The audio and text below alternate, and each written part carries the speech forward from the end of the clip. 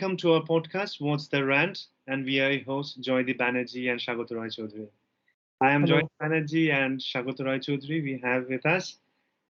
Um, I am a software engineer, and Shagot is also a software engineer by profession. If you're not already introduced to this podcast, I'll quickly talk about what our podcast is about. We was the Rant. We discuss topics, events, stories, and problems that help shape our reality and our world. Right? We hope to spark conversations, dialogues, discourses that will actually excite you or help you think about creating a better world. Right? Um, so that's the thought, and hopefully you would love it. So we have already created one podcast. This is our second podcast. In our first podcast, we discussed about BI biases and how it's affecting the society at large. So I leave the link to that video in the show notes. Please feel free to look at it and watch it and let us know how you like it. So in today's podcast, we'll discuss about the adverse effects of products uh, to climate change and how product design can help mitigate certain things, certain adverse effects uh, that these products have to climate, right? So, as you know, that climate change is already wreaking havoc across the world, and we are seeing the effects of it around the world. So, and the problem is that it's not sort of um, limited to a particular geographical area. Climate, as you know, knows no boundaries. So even if a couple of countries are responsible mainly for the bulk of the emissions and the bulk of the damage, the whole world is actually facing the adverse effects of this climate change.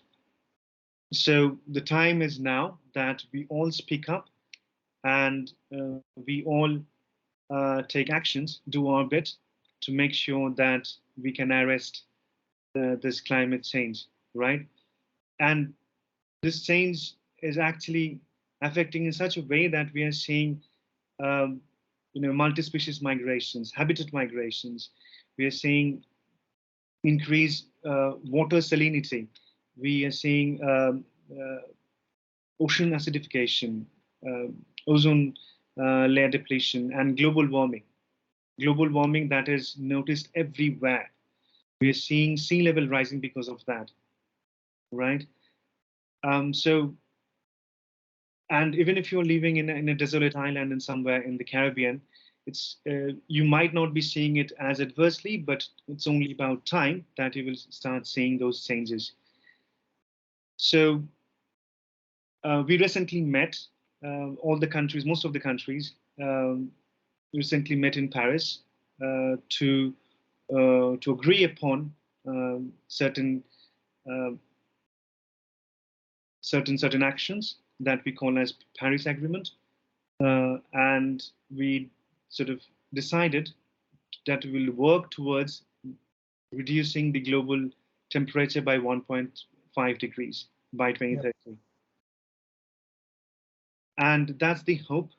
Um, and for to get there, we have to sort of make massive changes in how we sort of produce our products, right? Our solutions, our the way we have orchestrated our manufacturing, our supply chain, the whole value chain has to be sort of reevaluated and and modified so that we do not uh, emit as much as greenhouse gases as we are doing right now.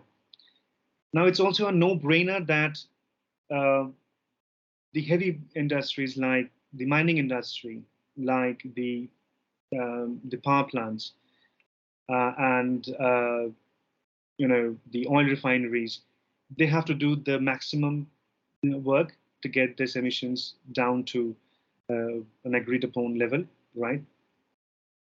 But that does not absolve us, like people who are sort of not involved in such heavy industries, to do our bit when we either design products or consume those products in our day-to-day lives, right?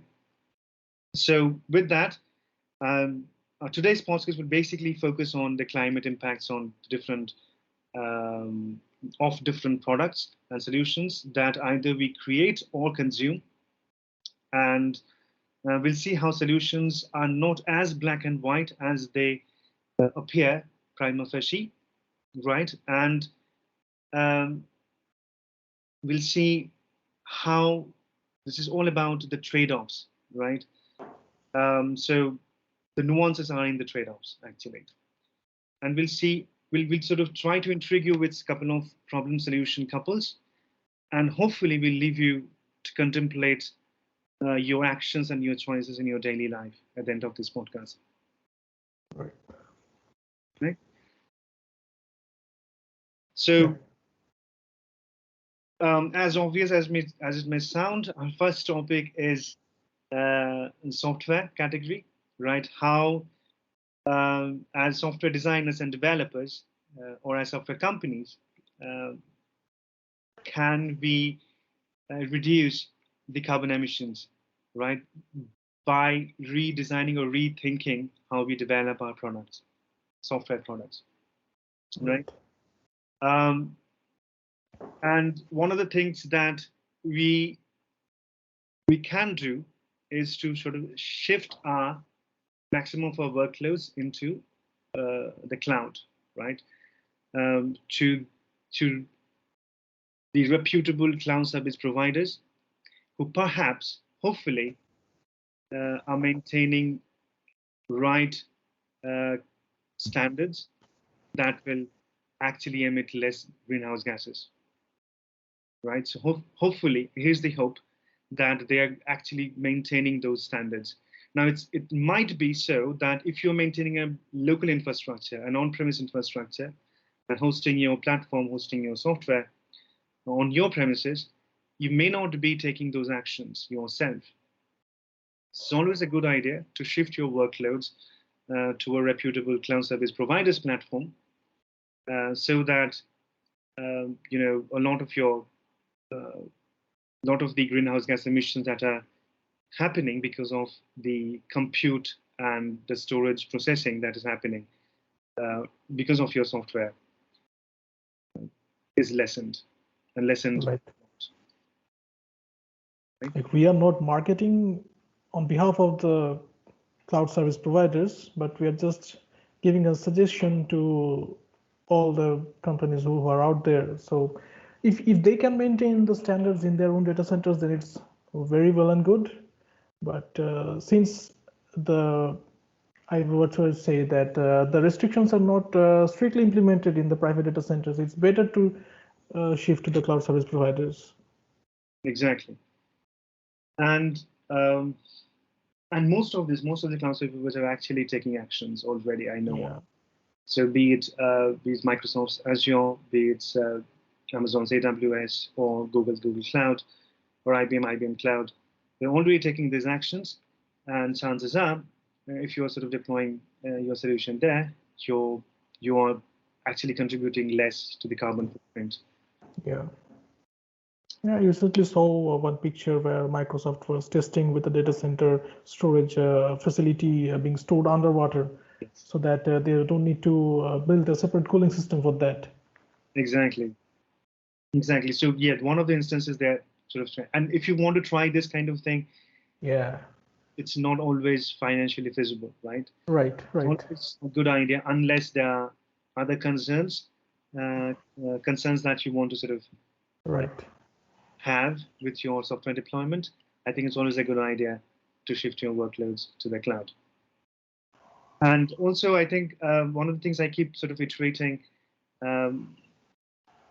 is good code is green code, right? So if you're writing code with the right programming principles and software designing principles, you're actually effectively creating green code, which is code that will emit less greenhouse gases, code that will take less compute power, less storage space, and things like that, right? So maintain Right. those programming principles when you're writing as a developer. Those algorithms. Make sure that you take into account those time constraints and space constraints into account, so that you can create a code that is really performant and energy friendly. Yeah. Right? And also, there's also sort of lends to the fact that you do not want to keep a lot of unused code in your code base, right? So you want to sort of delete those pieces of codes, so that they do not, when you're deploying that, you do not use up a lot of energy just to run those lines, right? Yeah. Just Yeah. True. those pieces of code. And also that also means that you have to delete all those unwanted data that you're keeping in your databases or data warehouses or data storages, so that you do not you can save some energy there. Yeah. Processing of those data is not done, so you save both dollars and some energy. So Right. it's a True. brainer there. And also as a designer, so when you're creating sort of a software or a website or your app, make sure that your software is such, or your design is such, that your users can find items or find the solutions or find whatever they're looking for in your software very easily, so that they don't have to sort of keep going back and forth between different pages and different Yeah. screens of your app. That will really decrease the amount of processing that's happening because of that exercise, right? So make sure that you keep these things into account when you're designing a software or an application as a designer or as a developer. Right. From programming perspective, I can say that while using a data structure, use something which is like most efficient in that processing. Use a search algorithm which uses less time and less resources. So we need to be careful about that while building a solution. Exactly. And again, this is I mean, we talk about different algorithms, different time complexities, different data structures, but not in the context of climate, maybe. But I think Right. that conversation has to be changed. We also Exactly. bring this climate topic into this conversation, into this narrative, so that people who are sort of learning for the first time this concept Yeah. can also think from that, from from Right. from from a climate perspective, that Yeah. I take these things into account in my coding, in my programming, then I'd also build a climate efficient software. Right. Right?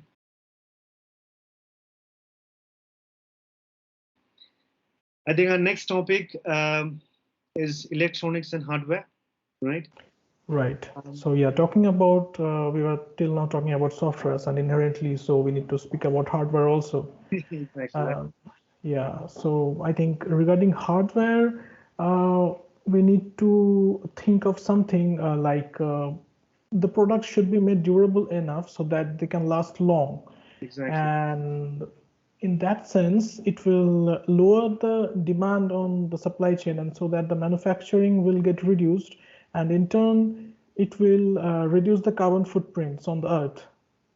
So because these hardware manufacturing industries depends lots on heavy metals, golds, antimony, tin, something like that, and many of them are poisonous. Gold is not, but antimony and tin is. So, and there is vast, extensive use of lithium nowadays, and Yes. mining of these metals is it takes a heavy toll on the earth. Yeah. Both my lithium and cobalt, right? So Yeah. the lot of batteries that uh, we are producing right now, Yes. they mainly contain lithium and cobalt, Yeah. and they both cobalt and lithium mining have been linked to different climate abuses and human rights abuses, right? Right. Right. So yeah, so I think if we can sort of take, we'll talk about this again in another topic, another category.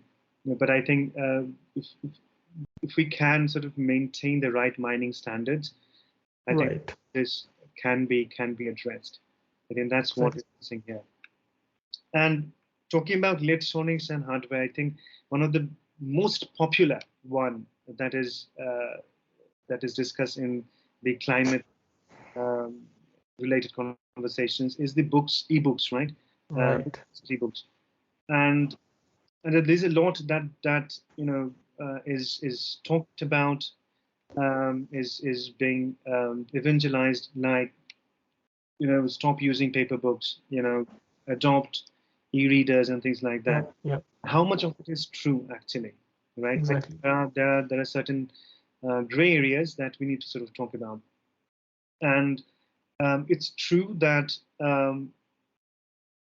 we have to sort of cut trees to create paper, right? And of course. To build books. The data that says that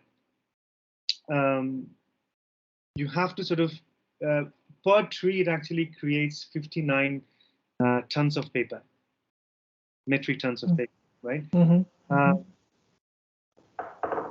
So I'm sorry, 59 kilos of paper actually. Yes, 59 kg. Yes. Yeah, kgs of paper per tree. Yes. Which means that if you're sort of considering around 100-pager book, you have to sort of fill around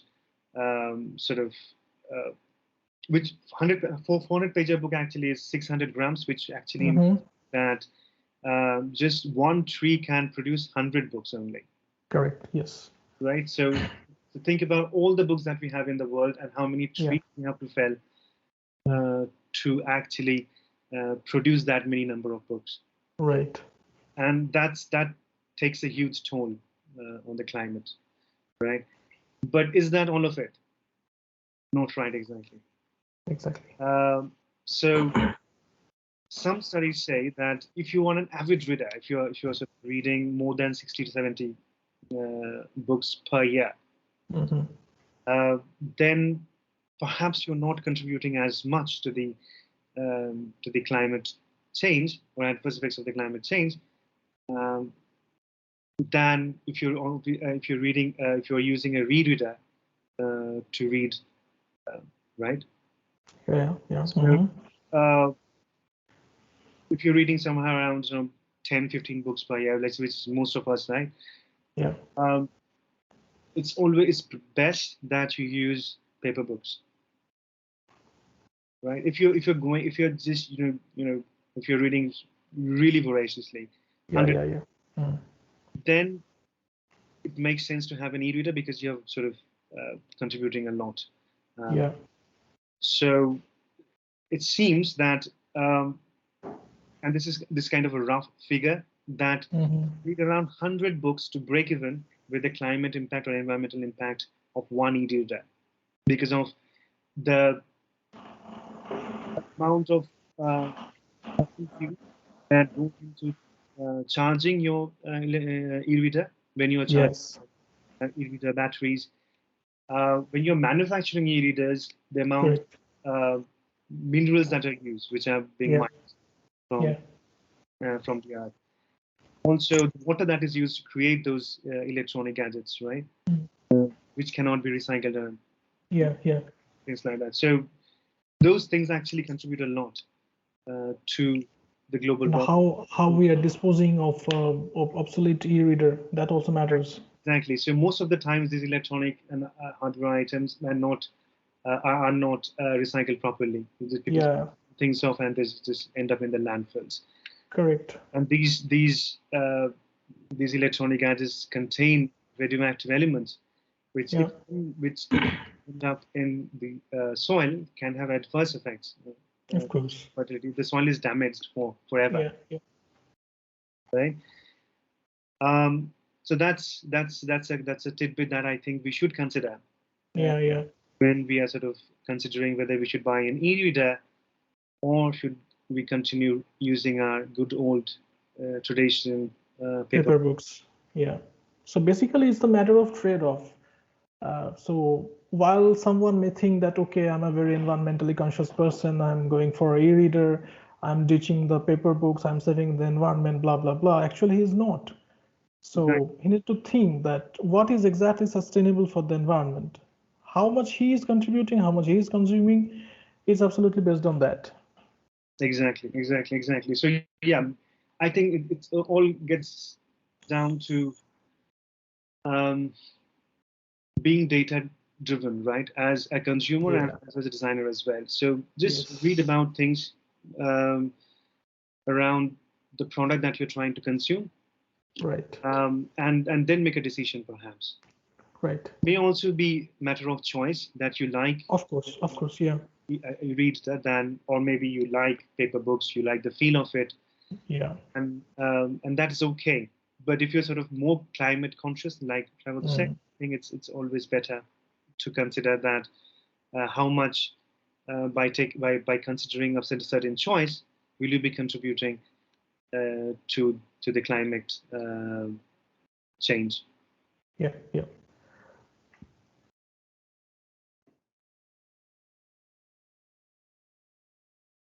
Um, so the next category, I guess, is fashion, Yeah. right? And So yeah, the fashion industry yeah, is a huge contributor to global warming, and we are absolutely unaware of it. So we just think that, okay, we are wearing a cotton t-shirt or whatever costume we are wearing, and we are very fashion conscious. yeah, We seem to be, but actually we are not environmentally conscious. So these jeans is a part of the pop culture, and every youth, and starting from youth to every old ones also. So all persons are fan of the jeans, but I don't think uh, many of us know that 10,000 liters of water is wasted for manufacturing with just one pair of jeans. think of it. Yeah, it's crazy, It's ridiculous. ridiculous, monstrous. Yeah, yeah, and it turns out that 10% of global emissions are actually uh, contributed by From the fashion industry. industry. Yeah. So yeah, it's a huge thing, and it's so I think and not much has been done. I mean, there are few fashion houses who are actually sort of waking up to this only recently, and they're sort of changing their campaigns and their products, Right. things like that. But most of the fashion industry is still sort of either kind of oblivious to it, or they do not want to sort of Yeah. Yeah. make the change for the better. That's because the awareness is missing in the large category of people. That's why Exactly. the horticulture brands can turn a blind eye to this issue. Exactly. And fashion industry is more about trends, right? I mean, we try Yeah. Yeah. trends, we try to sort of emulate different celebrities, different models, and things like that. And whatever is the next fad or craze of sort, Yes. try to sort of uh, jump the bandwagon Yeah. Yeah. Yeah. and buy all those stuffs without even thinking that we have already a lot of clothes Correct. lying in a closet, never being used, and the concept of recycling clothes or is almost not there, right? It's Exactly. looked Yeah. down upon or it's frowned upon, right? So we do not rent clothes that too often. We Right. tend to buy more. Um, I don't think that there is many fashion houses or apparel sellers who actually promote recycling of clothes, who will sort of resell Absolutely. their Yeah. clothes, right? And and that's very important. I think we should, as you know, as style industry, fashion industry, sorry, fashion industry, we should also promote reusing and reselling and refurbishing of clothes. So if my clothes is Absolutely. damaged or it's torn, I should be able to go to that to the seller or to someone to maybe somebody who fixes clothes, Mm. right? To get my clothes fixed instead of buying a new one. Exactly. Right? That is something I think that's missing. It may be, Yeah. growing up in India, we would do that. We would still, Yeah. more often. I think it's also pretty common in lower to middle class families, but not so common beyond that. So something Yeah. that needs to be made more of a mainstream thing. Correct. And also, I think the designers, they do not, when they design clothes, either they are not encouraged to do so, or they do not think about it. They do not design clothes that are for multiple occasions, for multiple purposes, right? So if I'm sort of using a cloth that is for my formal occasions, I'll not be able to use that same cloth, Right. my informal or casual occasions, right? So there are different set of clothes that are sort of kept for occasions, for certain type of occasions, and that's I think this is done by the garment industry consciously because of, I mean, this is a part of the sales policy. exactly, The more you segregate, the more you sell. exactly, and that's something I think, unless they sort of come up and brand this thing, like they promote this thing that it's okay, and this is something that you can wear to your formal meetings, and Yeah. also to sort of going out to a party in the evening, Yeah. or going out to a pub or a bar. You can also It's about social acceptance also. exactly, and yeah, I mean, I kind of disagree with that. I mean, there's a part that these companies can play, right? If they Yeah. can True. advertise things, promote things in a certain way, Of and course. make Of it course. Yeah. Yeah. cool and sort of chic, this kind of conversations will change. This kind of outlook in the Right. consumers can change drastically.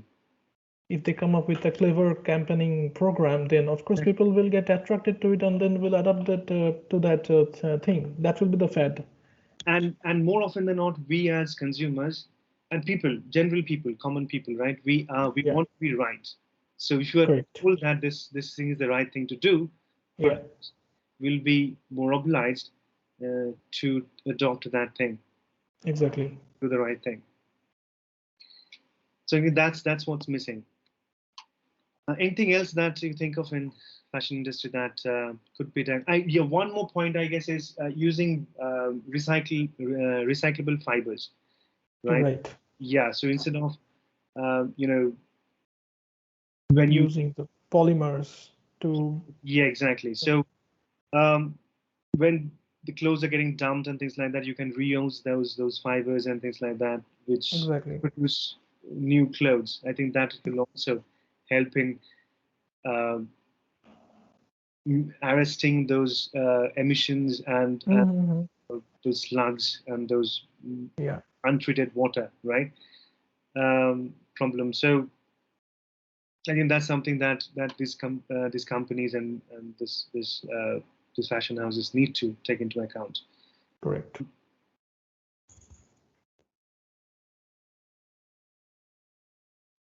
Yeah. So that's that. So let's move on to the next category, which is FMCG, right? FMCG and Yeah. retail. I mean, we'll talk about those two in tandem.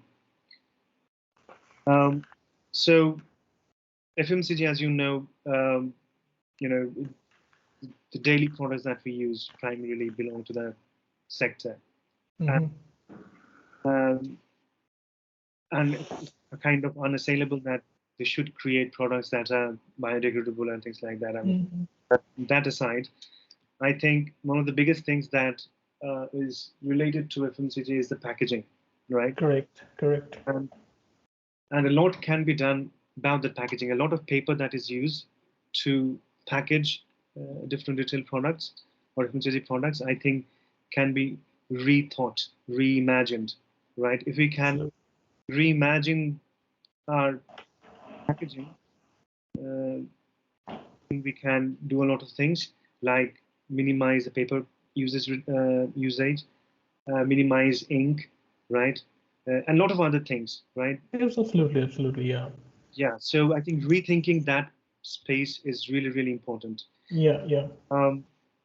And also one more thing is the receipts that these Associated with the retail industry.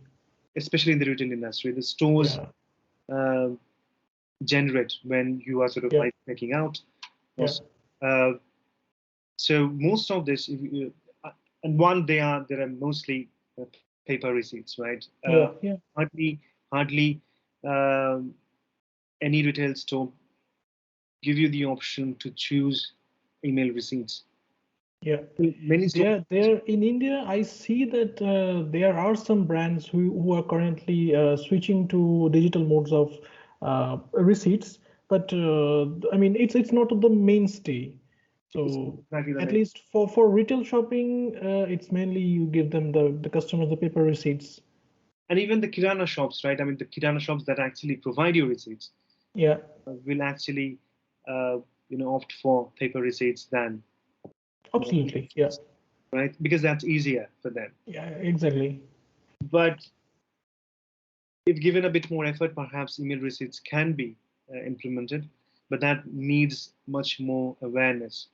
Yeah, So they have to be told either by the government or by different other agencies that move to paper receipts is easier for you. It's economic for you. right. So try that. Maybe you will. Yeah, And turns out that almost 80 to 90% of consumers are willing to share the data, willing to share their email ID, email address, or phone number if you want to. yeah, yeah. Hmm.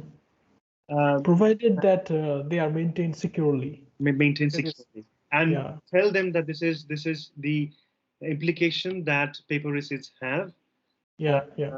on the Yeah, basically people needs to be made aware. exactly Nobody is aware of the implications what the paper receipts are causing. exactly. That's why. And one of the other things that this paper receipts have or has is the BPF, right? A chemical that actually Yeah, causes a lot of harm in your endocrine system. right, right. BPF or BPS.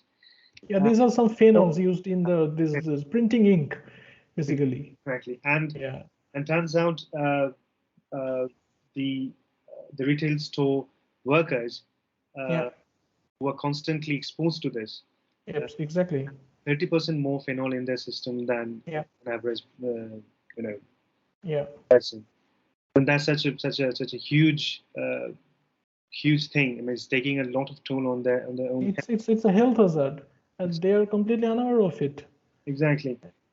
So certain stores, the certain retail um, companies like Apple, Best Buy, Mm. Home Foods, I think they're already Yeah, using non-phenol based yeah, yeah, yeah. Mm. paper receipts, but they're only in the minority, right? Yeah, yeah. Only a handful of them. Handful of them. So I think this has to catch on. This Right. be implemented everywhere so that we see a significant decrease in paper use, and obviously such such chemical use, right? Hazardous chemical Exactly. use. Yeah, yeah. Um, um, what should be our next topic? You want to talk about the furnishing next? Yeah, yeah. So talking about FMCG retail, yeah. So we can talk about furnishing and home appliances. So yeah, uh, I think, and again, in this category also the durability aspect comes to play. So the more durable you make a furnished product, a furniture, Yeah, the more long it will last, and it will reduce the demand in the supply chain, and the manufacturing process will get decreased. And I mean, to build the furniture, you need to again fell some trees to procure exactly, the wood. exactly. And when you make things durable, you are actually uh, making the consumers go for uh, buying less products, right? Right, Uh, right. if your furnitures don't break easily, Yeah, consumers generally won't tend to buy the same product again, correct. right? So making things resilient, making your furniture resilient and durable, it's Right. a key design aspects that I think these companies can follow. I think, but again, that's something that will have an implication on the balance sheet. I think that's what these companies fear. So there's not any much financial incentive them to do that. But that's not the case, to be honest. I mean, when you use durable products and when you promote it such, then chances are that when you are sort of creating a brand that is climate conscious, environment conscious, there will be more consumers flocking into your doors, right? Right. So it's not a bad. It's not about a repeating buyer, but it's more about bringing in more buyer to your class. Exactly. I think this is a point that many industries, many companies miss out on. That doing the right thing is not always financially lossy. Yes. Right? So I think that's really important. And then also I think and talking about other home appliances, not just furniture. I think generally, if we make things durable enough, I think we don't have to sort of buy. Yeah. And that will also make things much more. I mean, because you don't have to produce more. You're essentially not consuming a lot of energy. You are spending less on transportation, which means you are not emitting a lot of fossil fuels. The carbons by burning of fossil fuels, right? And so on, right? So your complete value chain kind of changes if you sort of change the whole narrative, the whole strategy there. Like IoT devices that we use, if we sort of design them in such a way that they consume less energy, right? Cooking appliances, if we sort of make them such that they are less energy needy, right? We can cook food with less energy, with less heat, right? Those kind of situations that can be built into the product, I think will really change the whole paradigm for the better. Absolutely. And this is something that designers can do easily and can promote these things internally as well, right? In a company. Of course, yeah. Sort of a design, a product idea is floated in a company, in your team, and you are given the opportunity to design it, right? To build those or to think about those checks and balances that you put in. Design. Think about these things, right? How you can build some things durable enough, resilient enough, so that you are sort of producing something that is lasting and that is also helpful for the environment. Yes, absolutely. Yeah. And you can also promote this thing internally in such a way that also it feels much more profitable to the business, right? Correct. Do this is the right thing to do, and also perhaps in the bargain you will make some profit, right? And this exactly you can use in your marketing campaigns and so on, that can really help you bring in those extra bucks. I mean, that's something that's missing right now. Exactly.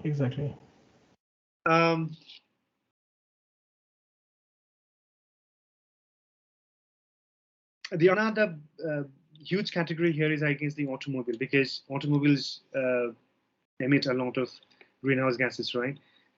Especially the gasoline-powered cars. Yes. Yeah. I think, but again, that's something that's a gray area there, right? So, I mean, we talk about buying EVs to sort of minimize the GHG emissions, and well, that's true in a lot of ways, but it's not without certain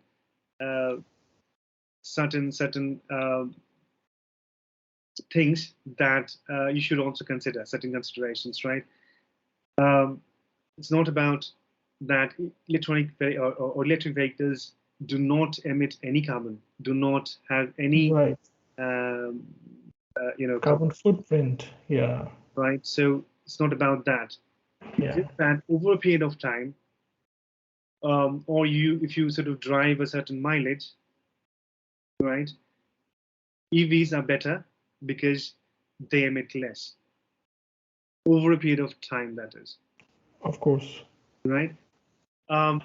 So here is something. So it turns out that in case you are sort of after driving around 300 miles using your gasoline car and EV car, you would have produced somewhere around 400 GHG, greenhouse gases, grams of greenhouse gases, and around 150 or 160 with the EVs. Okay. Same sort of an EV, and that's almost more than twofold, right? Here's we have 150, and there are 300 to 350 or 400. So over the period of time, if you're sort of commuting a lot, then, or you have a car that you use a lot, EVs will really help you sort of get your emission levels down. Right. So while creating electric vehicles or while producing electric vehicles, you sort of have to sort of source different minerals like lithium, cobalt for your batteries, right? And again, we have talked about this, but lithium mining and cobalt mining have been linked to different climate abuses and human rights abuses in different countries. And often they also, during the mining process, they also leach out different radioactive elements into the soil, which can have adverse effects in the surrounding areas, right? So the land surrounding the mining areas no longer stays arable enough to produce it. Right. Yeah. So that's one consideration. But again, thinking about the overall picture from a panoptic view, I think using EV vehicles or electrical vehicles is much more climate friendly than a combustion engines based cars. Any thoughts? I mean, that's kind of the primary data that I could gather. But yeah, I mean, any other point that will sort of? Yeah, hearing about the mileage which you're talking about, so the distance which a car is traveling per month or per week, whatever you're saying, the stat based on that, I think it's better to promote electric vehicles in commercial section rather than personal cars, because see, post-COVID, we are like more tend to working from home. I mean, we are not traveling that much. Yeah, right. So personal cars, I'm not sure whether they will break that threshold limit which you are mentioning, the 300 miles per month or per week, whatever it is.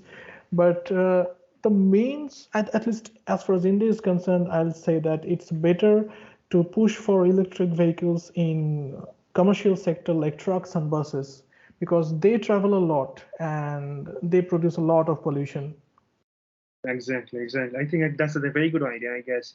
And it's really, yeah. So, and it's really about the tailpipe emissions, right?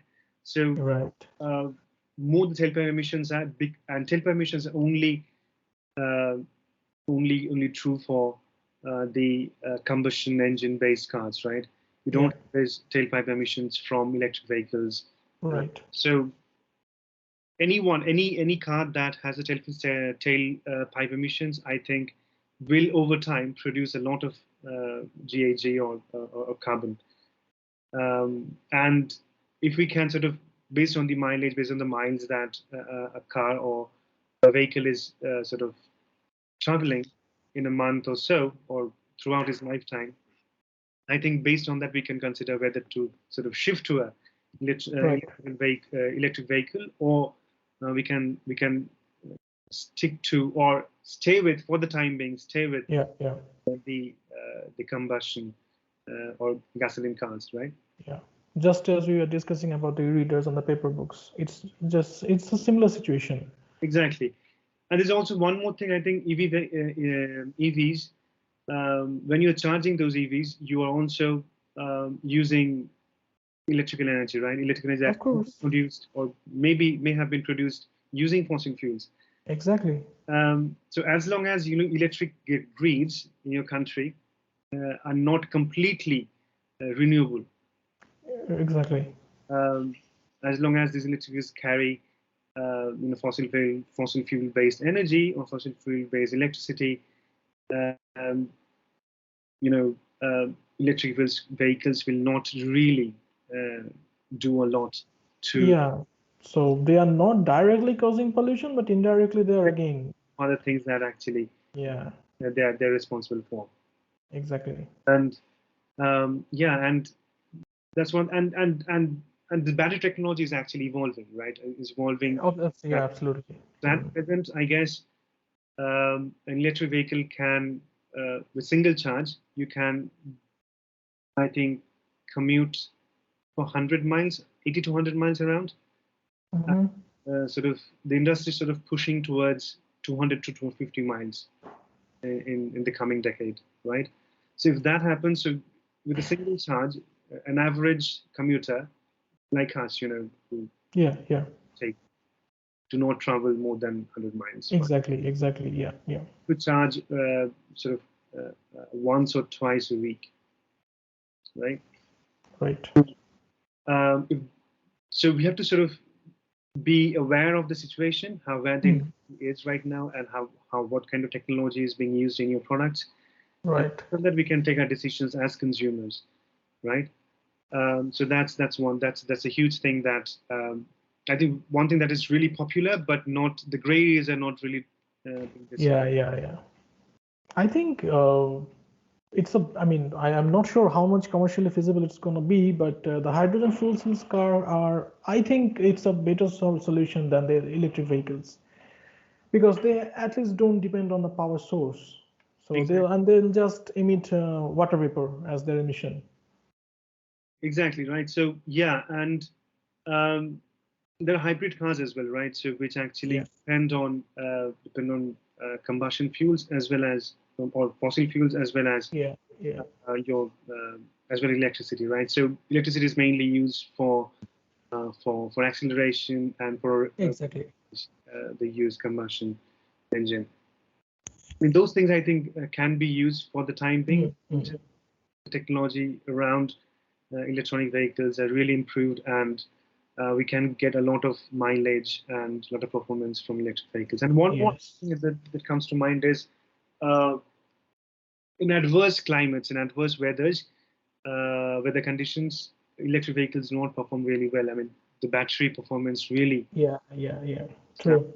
significantly. So if you are living in a place where it's really cold, Mm. really hot, then EVs will not perform as efficiently as otherwise.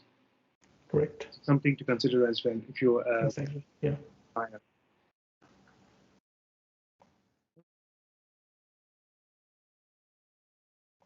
Okay.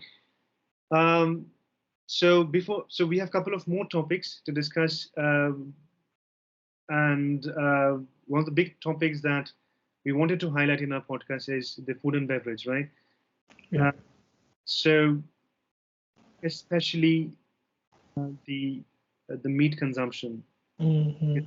Meat is consumed, especially red meat is consumed very heavily across the world, Exactly. and it's not many people know that cattle's of any sort, um, cows, sheep, um, Goats. yeah, all sort of um, Any expel, any any herbivore. Any herbivore, yeah, for that matter. exactly, exhale or expel methane, Yes. the burp, right? Or the Uh, fart. yeah, exactly, right. Yeah. So, so there's a lot of methane out there Yeah. because a lot of meat consumers are there, and that's why there are a lot of cattle farmers around. Exactly. Yeah. Yeah. So that's causing a lot of carbon or greenhouse gas emissions. The alternative, however, is the plant-based meat, right? Mm. So And meat industry is also affecting in another way. I think the more you create pastures for grazing of the cattles, the more you destroy the forest. exactly. Yeah. That's a huge point. And because it's a very lucrative industry, uh, Yeah. farmers are enticed to actually grow their pastures, right? Mm-hmm.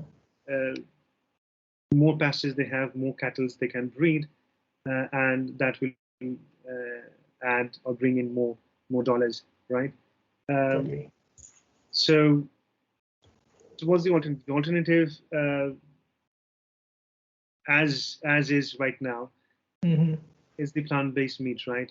But the Yeah. problem is that the plant-based meats or meat solutions that we have right now, or the products we have right now in the market, are not as tasty as the red meat, right? And that's why the adoption is so low.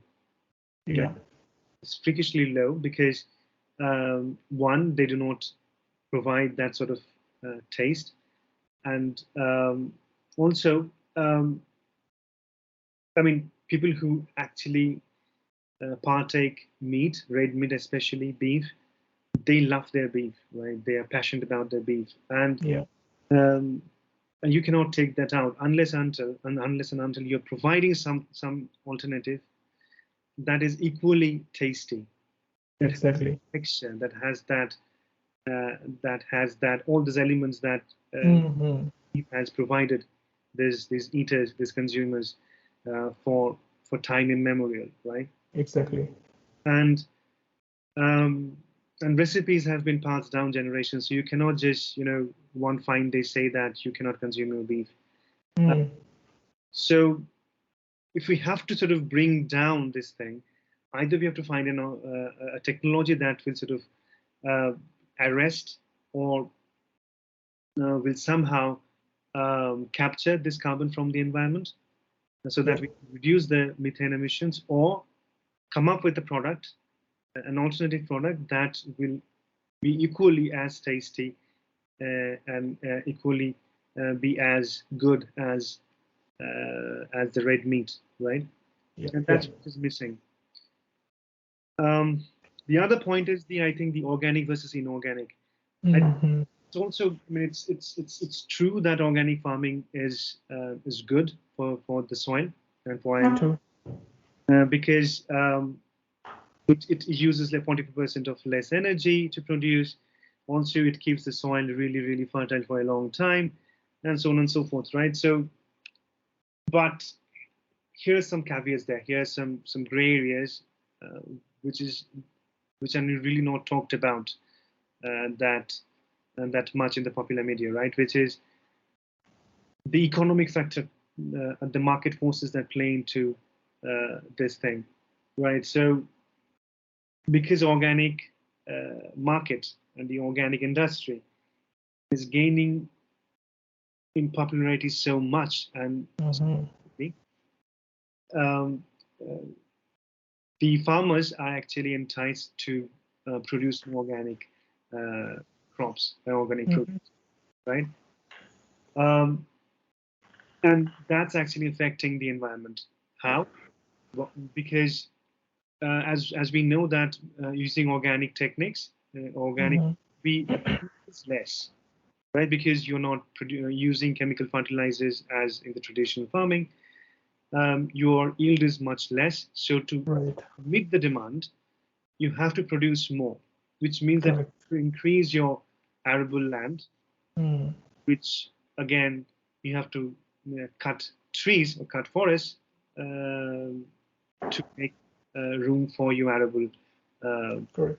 land, right? So that's one. Also, if your yield is less and you cannot increase your arable land or your agricultural land, you have to import it from outside, which means Mm. from an outside state or outside country, which means that you'll be using transportation, and transportation means you'll be emitting fossil fuel. Exactly. gases of fossil fuels, right? Yeah, yeah. So that's one of the gray areas that the organic production has. But some researchers of this opinion that if in as long as the organic farming is not becoming a mainstay, Mm-hmm. they're proposing a solution which is called regenerative farming. Okay. Is to say that if we can, again, I think I was alluding to that, if we can capture the carbon, which is something called carbon sequestration, if we can capture the carbon from the environment or from the atmosphere and use that to increase or retain the soil fertility, I think that can go a long way. Okay. It will not be as good as organic farming, but it can reduce up to 60 to 70% of greenhouse gas emissions, carbon in the atmosphere. Okay. So as long as the organic farming is not that popular, is the only way of farming, I think we can encourage farmers to actually adopt regenerative farming and those kind of practices. Yeah, true.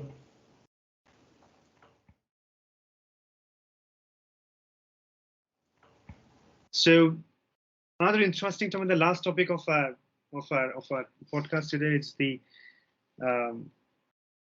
the cigarette butts, right? That we wanted to discuss. Correct. Yeah. So we have a lot of scientists, and it turns out there are 4.5 trillion cigarette butts that are produced every year. Right? And the cigarette butts are nothing but plastic made. Yeah.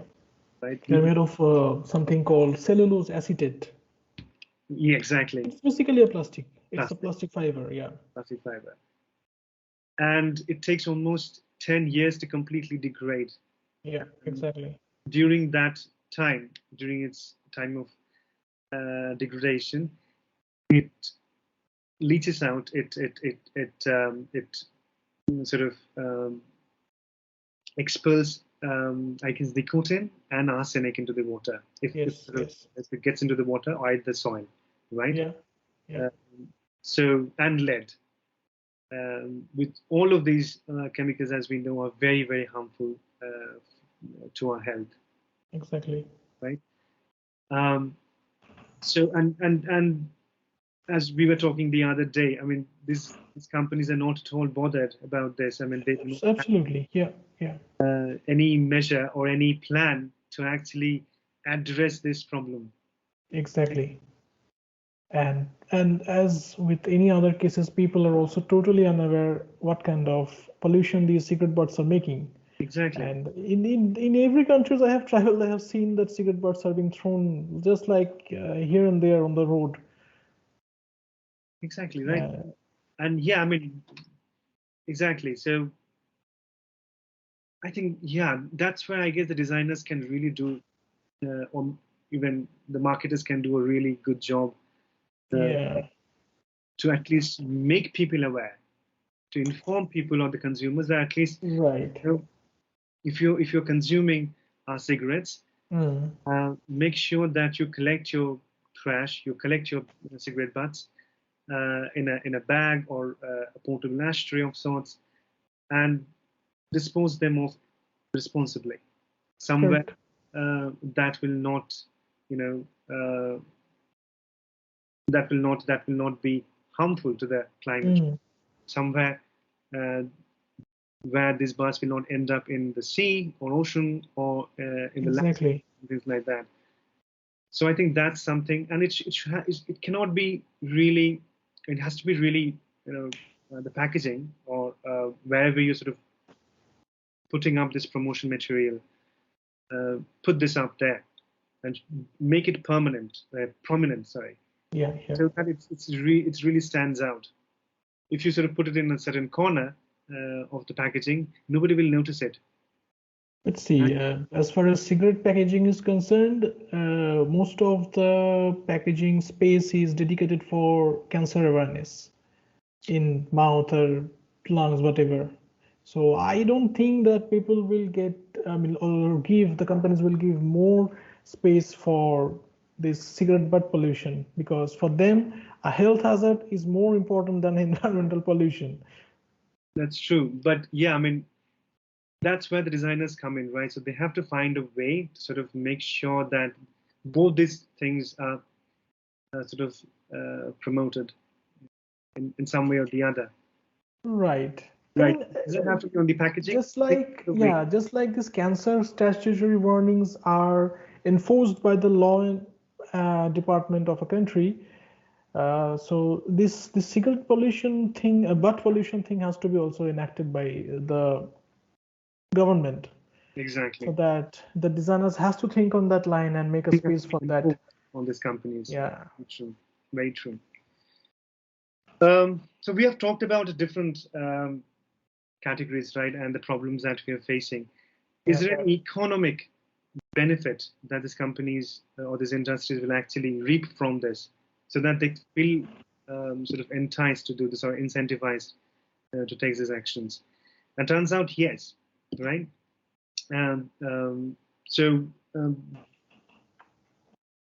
As some such studies suggest that $43 trillion in net present value can be gained by 2070 if we sort of adopt different climate action measures, right? Okay.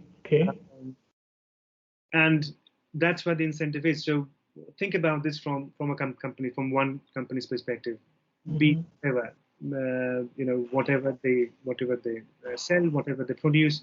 If you are adopting different climate-friendly measures in your complete, portfolio chain, right? Manufacturing, transportation, everything, and also your packaging, everything, right? So if you're adopting those measures, I think you'll be saving a lot of money in your energy expenditure, right? And you'll be saving a lot of money in your energy, fossil fuel expenses as well, because you'll be adopting, electric vehicles or more eco-friendly options for transporting products. In your manufacturing, you can adopt in your manufacturing facilities, or in every facility for that matter. If you adopt, green solutions for your electrical needs, I think you'll be saving money there as well. And that's just two of the many things that you can do. You can use this money to either better your product, right, and gain more customers for your customer acquisition, and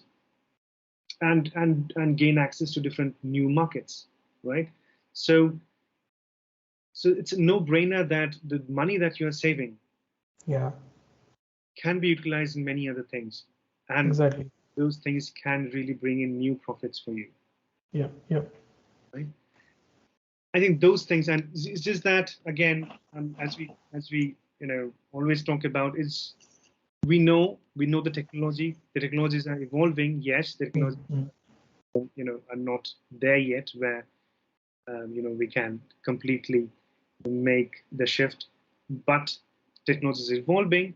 You can participate. If you're a big company, you can participate, sponsor those initiatives. But all of these need the change in your strategy, the change in your thought process. Correct. Right? And that has to happen. That has to happen from the top, right? And the governments, obviously, as always, have to step up their game and make this a part of their conversations, their narratives, their manifestos, election manifestos. And when they reach out to their constituencies, right, constituents, they should talk about these things, right? Absolutely. Because a lot of people do listen to and do obey the political leaders, and Exactly. and these political leaders have a lot of influence Exactly. to bring these changes to the world. Yeah, yeah, That needs to happen. exactly. All right, I think we have covered most of it, right? I think Yeah, yeah, it was a good discussion. yeah. So this is all that we had for today. So thank you.